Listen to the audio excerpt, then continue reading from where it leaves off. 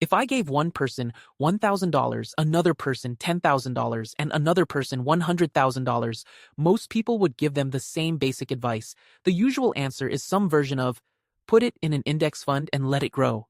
And honestly, that is not terrible advice, but it is missing the most important part, because the best thing to do with $1,000 is not always the best thing to do with $10,000.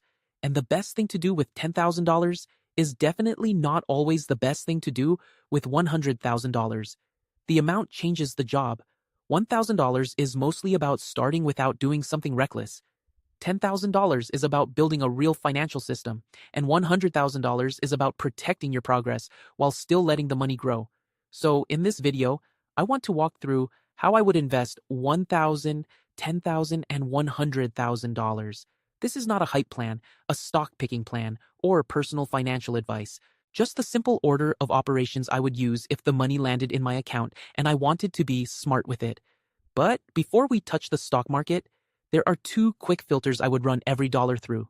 First, do I need this money soon? If the money is for rent, taxes, a car repair, a house down payment next year, or anything I truly need in the next few years, I would not put that money into stocks. The market can be great over long periods of time, but over a few months or even a couple of years, it can drop at the exact wrong moment. Second, do I have expensive debt? If I had credit card debt charging me 20% interest, I would treat paying that down as one of the best investments available, because paying off a 20% credit card is like removing a guaranteed 20% leak from your financial life. The stock market cannot promise that. Once those two filters are clear, then we can talk about investing. Let's start with $1,000. If I had $1,000 to invest, I would not try to get fancy. This is where a lot of people make their first mistake. They think, it is only $1,000, so I need to take a bigger swing. That usually means chasing a hot stock, a random coin, or whatever investment is getting the most attention that week. But that mindset is exactly how $1,000 becomes $200. If I had $1,000, my goal would not be to get rich from that $1,000. My goal would be to become the kind of person who invests correctly. That sounds less exciting, but it matters more, because $1,000 by itself probably will not change your life. But the habit you build with that first 1,000 can change the next 30 years. So first, I would ask a very boring question. Do I have any emergency cash? I do not mean a perfect 6-month emergency fund. I just mean enough money that one annoying problem does not immediately become credit card debt. If I had zero cash saved, I would probably keep that first $1,000 in a high-yield savings account instead of investing it. A high-yield savings account is just a savings account that usually pays more interest than a regular bank account. The money is not going to make you rich, but it stays safe, easy to access, and separate from your checking account. And at the beginning, that matters, because if you invest your only $1,000, then your car breaks, your phone dies, or your dog needs a vet visit, you may have to sell the investment at a bad time or put the emergency on a credit card. That is not building wealth. That is just moving stress from one place to another. But if I already had some emergency cash and this $1,000 was truly extra, then I would keep the investment extremely simple. I would look at a Roth IRA if I qualified for one. A Roth IRA is an investment account where you put in money you already paid taxes on, and if you follow the rules, the growth can come out tax-free in retirement. The Roth IRA itself is not the investment, it is more like the container that holds the investment. Inside that account, I would probably buy a low-cost broad market index fund. That phrase sounds boring, so here's what it means. Instead of trying to pick one winning company, an index fund lets you own tiny pieces of a huge group of companies. Something like the total US stock market or the S&P 500, you are basically saying, I do not know which company will win this year, so I am going to own a small slice of a lot of them. For a beginner, that is usually a much better starting point than guessing the next big stock. If I could not use a Roth IRA, I would use a regular brokerage account and still keep the investment simple. I would avoid splitting $1,000 across 10 random things, buying stocks because someone online sounded confident, or trying to day trade. I would probably put the long-term investing portion into one broad index fund and leave it alone. The real win with $1,000 is not the amount. The real win is opening the account, buying the first investment, understanding what you own, and proving to yourself that you can start. Because once the account exists, the next $100 is easier. And the 100 after that is easier. That is the boring magic of starting. Now, if the first 1,000 is about starting correctly, 10,000 is where you can start building a real system. $10,000 is enough money to matter. It is not enough to make you financially free, but it is enough to change the direction of your financial life if you use it well. And the biggest mistake I would avoid is dumping the whole amount into the market without looking at the rest of my life. If I had $10,000, I would divide the money by job, not by excitement, by job. Part of the money might need to protect me, part might need to pay off expensive debt, part might be invested for decades, and a small piece might help me earn more money in the future. The exact split depends on the person, but here is how I would think about it. First, if I had high interest debt, especially credit card debt, that would come before investing. If you owe money at 20% interest, investing while keeping that debt is like trying to fill a bathtub while the drain is wide open. You might earn 8 or 10% in a good investing year while the card is charging you 20% every year. That is a bad trade. So if part of the $10,000 could wipe out high interest debt, I would seriously consider doing that first. Second, I would make sure I had at least a basic emergency fund. For one person, that might mean 1 month of necessary expenses. For someone with unstable income, a family, health issues, or a car they rely on, it might need to be more. This money does not need to be exciting. It can sit in a high-yield savings account. The point is not to maximize every single dollar. The point is to stop life from knocking you backward. Then, I would invest the long-term portion. If I had access to a 401k match at work, I would try not to miss that. A 401k match is when your employer adds money to your retirement account because you contributed. If your company matches part of your contribution, that can be one of the closest things to free money in personal finance. After that, I would look at a Roth IRA or traditional IRA, depending on my income and tax situation. And again, inside the account, I would keep the investments simple. The theme would be broad index funds, low fees, diversification, and a long-term mindset. With $10,000, I might think in examples. If I had no savings at all, maybe I would keep $3,000 to $5,000 as emergency cash and invest the rest. If I already had emergency savings and no bad debt, maybe I would invest most of it. If I had credit card debt, maybe a large part of the money would go straight toward wiping that out. The important question is not, what investment will make me rich the fastest? The better question is, what is the biggest leak in my financial life right now? Because sometimes the best thing to do with $10,000 is invest it. But sometimes the best thing to do with $10,000 is stop paying interest, stop living one emergency away from panic, and then invest from a stronger position.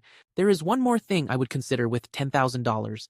I would ask whether a small piece of it could improve my income. Not the whole amount, not some fake guru course promising passive income by next Tuesday, but if a few $100s helped me get a useful certification, improve a skill, build a portfolio, buy basic equipment for a real side income, or become more valuable at work, I would at least consider it. Because your income is the engine, investing matters. But if you can only invest $20 a month, the math is very different from investing $500 a month. So with $10,000, I would want two things happening at the same time. The money should start growing, and my monthly life should become stronger. That means less debt, more breathing room, and a clearer system. That is what $10,000 can do. Now, $100,000 is different, because this is where the money is big enough to help you a lot, but also big enough to hurt if you get overconfident. $100,000 is where people can get surprisingly reckless, because it feels like a lot of money, and it is a lot of money, but it is not so much money that you can afford to be careless with it. This is the amount where people start thinking bigger. This is when people start considering much bigger moves, buying a rental property, quitting their job, putting a huge amount into one stock, starting a business, or handing the money to someone who says they can beat the market. Some of those choices might work for some people, but if I had $100,000, my first priority would be avoiding the one decision that destroys the whole pile. Losing $1,000 hurts, and losing $10,000 really hurts, but losing $100,000 because you got impatient, overconfident, or trusted the wrong person can set you back years. So I would slow down. I would not invest it all in one day just because it was sitting there. I would not let it sit in a checking account forever either. I would make a written plan. First, I would separate short-term money from long-term money. If I needed part of that $100,000 for a house down payment, taxes, a wedding, a baby, a move, or anything in the next 1 to 3 years, that part would not go into stocks. I would keep that part in safer places like a high-yield savings account, a money market fund, or short-term treasury bills. Those are not exciting, but short-term money has a different job. Its job is not to get rich. Its job is to be there when you need it. Then, for the long-term portion, I would build a simple, diversified portfolio. For most people, that does not need to mean 20 different investments. It could be something as simple as a total US stock market index fund, an international stock index fund, and maybe some bonds depending on age, goals, and risk tolerance. Bonds are basically loans to governments or companies. They usually grow less than stocks over long periods, but they can make the ride less wild. If I were young, had stable income, and did not need the money for decades, I would probably lean more heavily towards stocks. If I were closer to needing the money, or if a big market drop would make me panic sell, I would include more safe or stable assets. The point is not to build the perfect portfolio. The point is to build one I can actually hold when the market gets ugly. Because with $100,000, normal market drops feel different. A 20% drop on $1,000 is $200. That is annoying. A 20% drop on $10,000 is $2,000. That hurts. A 20% drop on $100,000 is $20,000. That can make people panic. Same percentage, completely different feeling. So I would rather have a slightly less aggressive plan that I can stick with than a perfect on-paper plan that I abandoned during the first crash. I would also pay attention to taxes, not in a complicated way, just enough to avoid obvious mistakes. I would use tax-advantaged accounts where possible, like a 401k, IRA, or HSA if eligible, and then use a taxable brokerage account for the rest. Tax advantage just means the account has some kind of tax benefit. Depending on the account, you may get a tax break now, or the money may grow in a more tax-friendly way over time. And if the $100,000 came from something unusual, selling a house, selling stock, an inheritance, a bonus, or a business, I would make sure I understood the tax bill before investing all of it. Because the worst version of this is investing the full amount, then realizing a chunk of it actually belonged to taxes. With $100,000, I would also be careful with financial advisors. A good advisor can be useful, especially if your situation is complicated. But I would want to know exactly how they get paid. If someone charges 1% of your investments every year, that may sound small. But on $100,000, that is $1,000 per year. And as your money grows, the fee grows too. If they are selling products with commissions, I would be even more careful. I am not saying all advisors are bad. I am saying the fee matters, the incentives matter, and you should understand what you are paying for. For me, the default plan for $100,000 would be boring on purpose. My default plan would be simple. Pay off high-interest debt, keep the right amount in safe cash for emergencies and near-term goals, use tax-advantaged accounts where possible, and invest the long-term money in a diversified low-cost portfolio. I would not chase one hot stock, panic during a normal market drop, or let someone turn a simple plan into an expensive one. That is not exciting, but it is powerful. The pattern across all three amounts is simple. With $1,000, I am trying to start. With $10,000, I am trying to stabilize and systemize. With $100,000, I am trying to scale without getting stupid.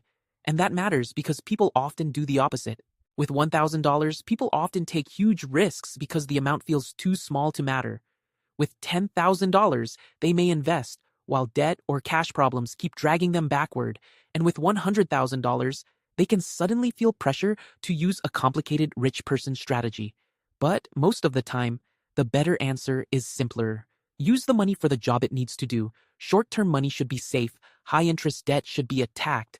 Long-term money should be invested in a simple, diversified way, and the whole system should be repeatable. Because the real goal is not to make one perfect move with one lump sum. The real goal is to build a money machine that keeps working after this one decision. That means automatic investing, if you can, a small emergency fund before you get aggressive, no credit card interest quietly eating your progress, low fees, broad diversification, and enough patience to let boring decisions compound. If you are starting with $1,000, do not be embarrassed by the size. That is where a lot of people start. If you have $10,000, do not feel like you have to rush. That money can build a serious foundation. And if you have $100,000, do not confuse having more money with needing a more complicated plan. Sometimes, the smartest financial move is not the one that sounds impressive. It is the one you can understand, stick with, and repeat for years. That is how I would invest $1,000, $10,000, and $100,000.